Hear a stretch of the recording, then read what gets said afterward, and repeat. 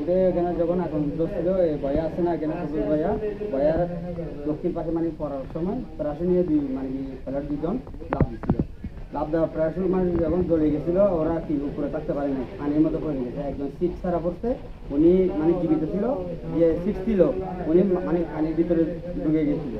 মানে টানি তুলতেছি যে মানে অনেক ওজন, উনি জীবিত আর উনি মানে অজ্ঞান হয়ে গেছে।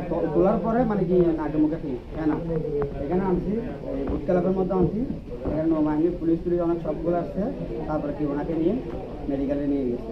এখন মানে কি কিছুক্ষণ পরে খবর আসছে দেখি মানে কি উনি অজ্ঞান আসছে। ঘটনাটি 10:30টার সময় ঘটেছিল এবং আমি 10:45 নাগাদ ঘটনাস্থলে আসি। আসার পরে কয়েকজনের কাছ থেকে ভিডিও নিলাম। ভিডিওতে দেখতে পেলাম যে যখন বিমানটি উড্ডয়ন করছিল, এমনি সময় বিমান উড্ডয়ন করে সি বিচ দিয়ে ওঠে।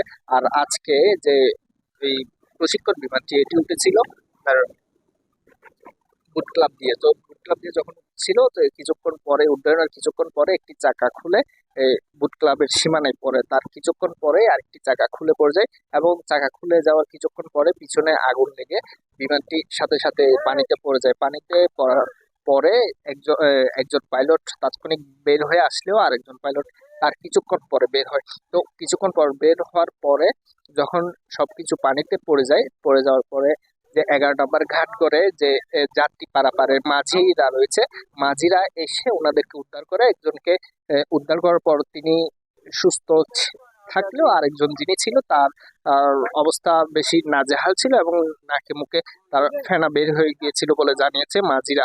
তো 10:30টার সময় দুর্ঘটনা ঘটেছিল।